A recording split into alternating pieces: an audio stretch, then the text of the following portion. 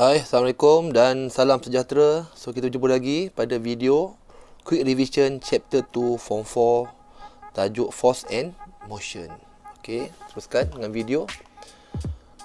Okey, di sini cikgu mengambil soalan SPM tahun 2019.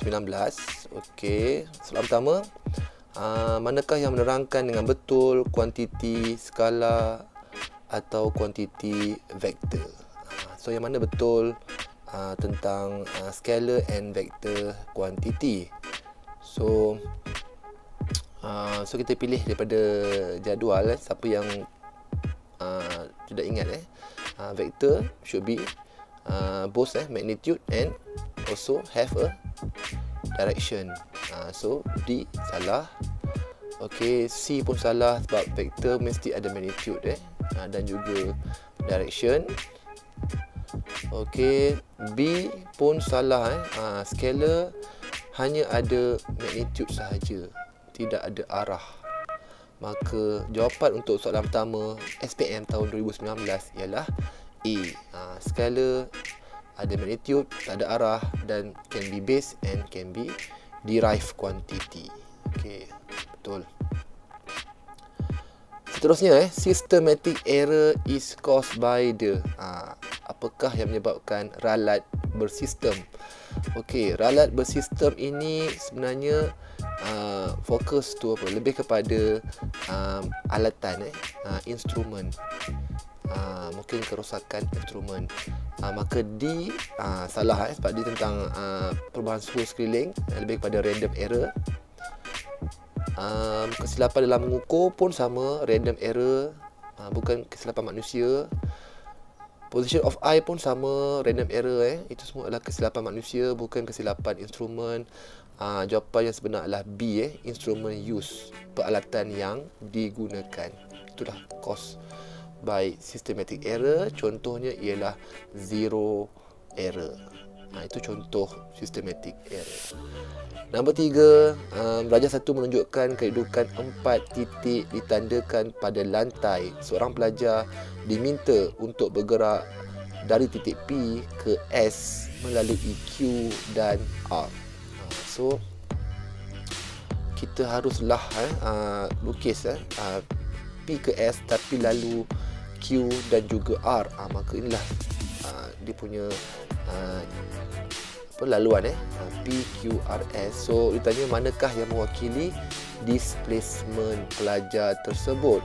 So displacement mestilah yang paling pendek, shortest path ataupun laluan yang paling pendek.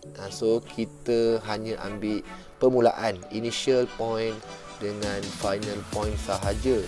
Maka displacement hanyalah P ke S sahaja. So jawapannya ialah E. Senang saja.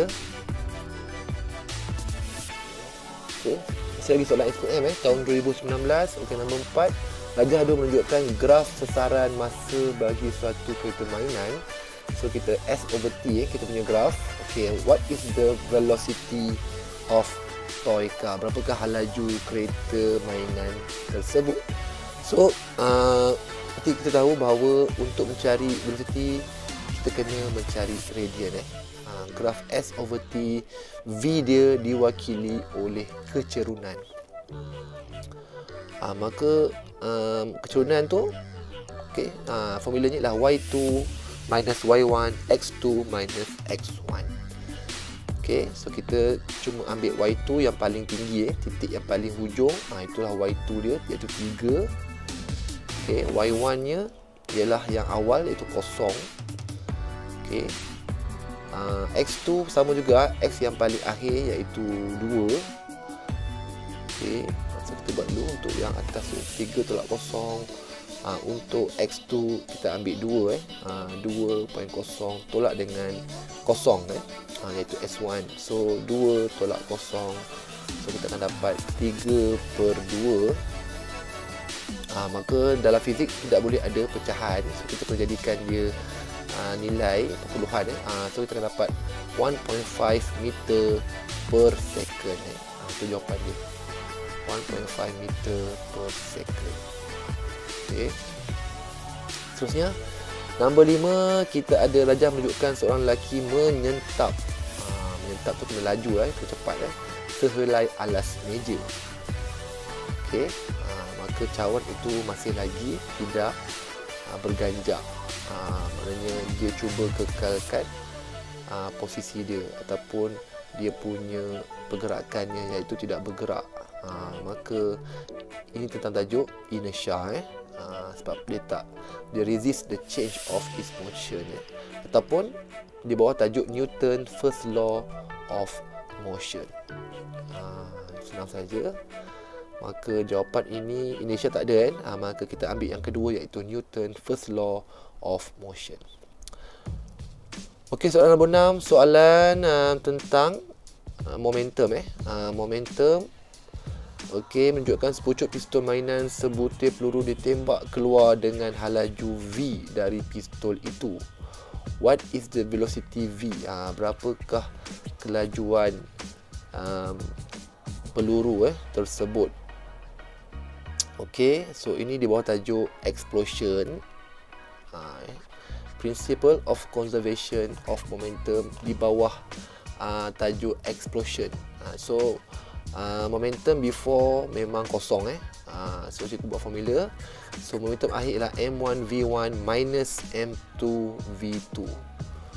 Kenapa minus? Sebab ada arah yang bertentangan. Maknanya peluru tu akan ke depan, pistol tu nanti akan ke belakang. Maka akhirnya dia akan dapat formula M1V1 equal to M2V2. Okey, setelah kita bawa M2V2 ke sana, maka kita senaraikan apa yang diberi. M1 ialah 0.1 kg pistol tu tersebut. Okey, mass of the pistol. Okey, dengan kelajuan ke belakang ni 0.05 meter per second. Okey, itu kelajuan ke belakangnya. Okey, M2 ialah peluru, mass dia 0.01 kg. So kelajuan peluru tu yang kita nak tahu tu, berapa kelajuan peluru tersebut. Maka kita boleh senaraikan. Okey, masukkan dalam formula 0.1 darab dengan 0.05 iaitu kelajuan ke belakang, letakkan ke belakang pistol tersebut. Okey, M2V2, M2 dah ada 0.01 darab dengan V2 iaitu kelajuan peluru. So V2 ialah 0.1 darab dengan 0.05. Okey, bahagi dengan 0.01. Okey. Maka bila kita kira semula V2 kelajuan peluru tersebut ialah 0.5 meter per second. Ini pada formula formula explosion. Pastikan kita menggunakan formula yang betul. Okey, jawapan ialah 0.5 iaitu C. Okey. Okey, soalan 7. Rajah 5 menunjukkan sebuah kereta sedang memecut di atas lebuh raya. Okey, the net force acting on the car is sebab sini kita tahu bahawa the car accelerating maknanya dia ada pecutan. Bila dia ada pecutan, maka daya bersih dia tidak sama dengan kosong. Maknanya mesti daya ke depan thrust lebih besar daripada daya ke belakang iaitu friction. So barulah dia boleh menghasilkan pecutan. Maka net force kita ni, bila dia ada pecutan, dia tidak akan dapat sama dengan kosong. Maknanya P tambah, okey, tambah tapi R tu ke belakang so kita letakkan negatif tu. Itu cara cari net force dia. Okey, nombor 8. Rajah menunjukkan seorang penerjun payung terjun mendarat dengan selamat apabila payung terjun dapat berfungsi dengan baik. What is the factor that affect this situation? Apakah faktor yang mempengaruhi situasi ini? Kenapa dia boleh mendarat tanpa kecederaan? Ini sebab dia mempunyai impulsive force yang rendah. Maka untuk menghasilkan impulsive force yang rendah, dia kena increase the time of impact, ataupun masa jatuh tu dia kena panjangkan untuk dapatkan daya impuls yang rendah. So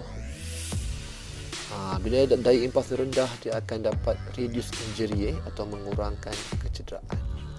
So jawapannya lah C, the time of landing is longer. Number 9, which safety feature will reduce the risk of neck injury? Maknanya ini untuk sama juga initial juga ke belakang neck injury, maknanya kita kena ada seat yang lebih tinggi pun sama, dia pun ada kebolehan untuk memanjangkan masa ataupun menyerap hentakan tersebut, sama juga increase the time of impact. So yang khas untuk leher biasanya lah headrest, namanya A. 10. A mangosteen fall from a tree, which physical quantity remain constant? Apakah yang tidak berubah? Apabila sebiji buah manggis jatuh dari pokok. Kita boleh tengok balik semula. Ketika kita ada pokok yang ada buah manggis yang jatuh ke tanah, adakah gravitational potential energy dia jatuh sebab graviti lah yang menarik. Maka kita tengok satu-satu. So velocity untuk manggis tersebut sebenarnya meningkat sebab dia ada pecutan. Bila ada pecutan, mesti ada perubahan kelajuan. Manakala D, gravitational potential energy dia sebenarnya makin menurun sebab dia makin rendah. Dia makin rendah. Maka D salah sebab D jawapan dia decrease sebenarnya. What about kinetic energy? So kinetic energy sebenarnya bertambah sebab dia makin rendah, dia makin laju. Maka C sebenarnya tidak constant tapi increase. So yang constant ialah pecutan, sebab dia sama dengan graviti, iaitu sentiasa 10 ataupun 9.18 meter per second square. So A tidak berubah tapi B yang akan berubah. Itu sahaja untuk soalan ini. Soalan 11. Dia kata sini, Raja menunjukkan sebuah kotak pegun di atas suatu landasan condong. So dia kata the box will not move, maknanya dia balance ataupun net force dia, daya bersihnya ialah 0 Newton 0 N. So dia tidak akan bergerak, maknanya semua daya-daya dia adalah sama. Tiada daya yang berlebihan. Maka normal force, frictional force, forward force, semuanya sama dan dapat diseimbangkan dengan satu sama lain. So untuk friction, yang seimbangkannya ialah FR dia, forward force. Kanan akan balance yang kiri, atas pula akan balancekan yang di bawah. So di bawah tu ialah apa daya di bawah tu, kita ambil daripada mg dia, gravity dia. Mg. Mg. So kita ambil theta dia.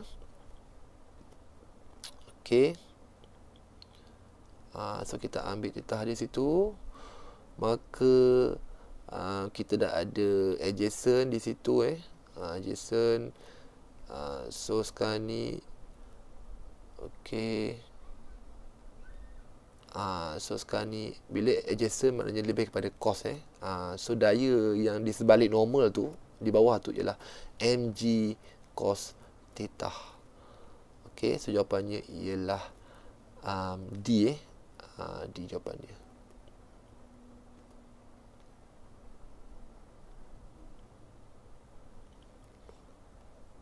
Seterusnya, Rajah 8 menunjukkan Ahmad menolak sebuah mesin rumput. Daya yang dikenakan oleh Ahmad ke atas mesin rumput ialah 150 Newton dan ia bergerak sejauh 90 meter.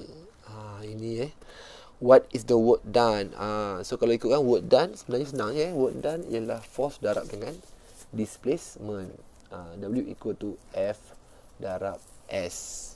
Tetapi sekarang ni, yang masalah sekarang ni force. Force Ahmad ni tidak parallel dengan dia punya displacement. Sebab displacement dia 90 meter pada paksi X.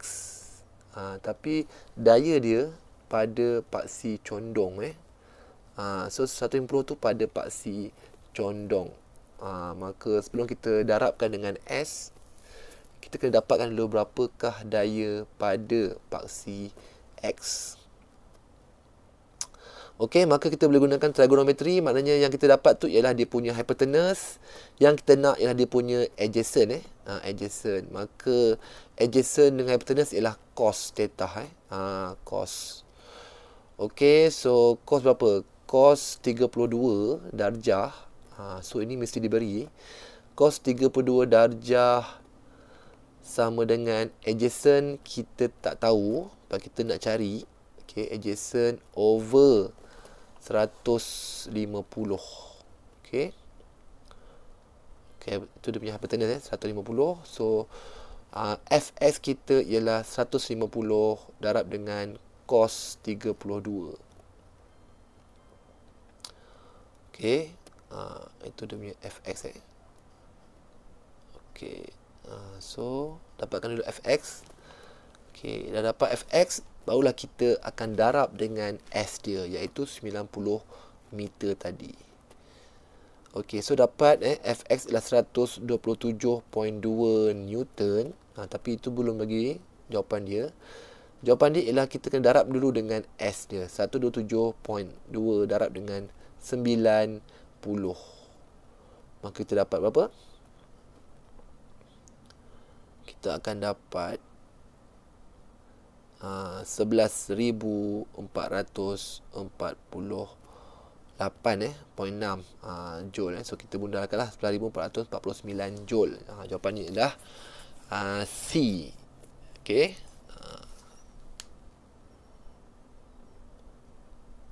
Okey, senang saja. Lepas tu kita ada apa lagi? Okey, kita ada soalan nombor 13. Okey, diagram show arrangement. Okey, susunan spring yang digunakan oleh seorang ibu kepada anaknya bertambah berat badan.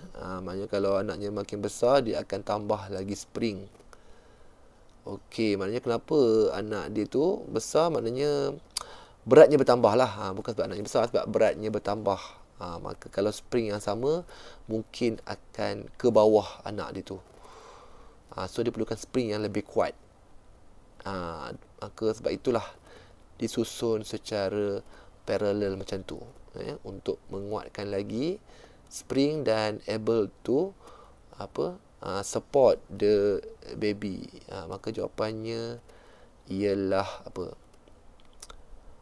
Kenapa kita gunakan susunan selari itu? So adakah untuk menambah constellation? Tidak. Adakah nak memanjangkan lagi? Tidak semestinya. Adakah increase elasticity pun tidak, tapi kita nak increase dia punya stiffness, kekerasan dia, supaya dia boleh support. Okey, itu saja. Terima kasih.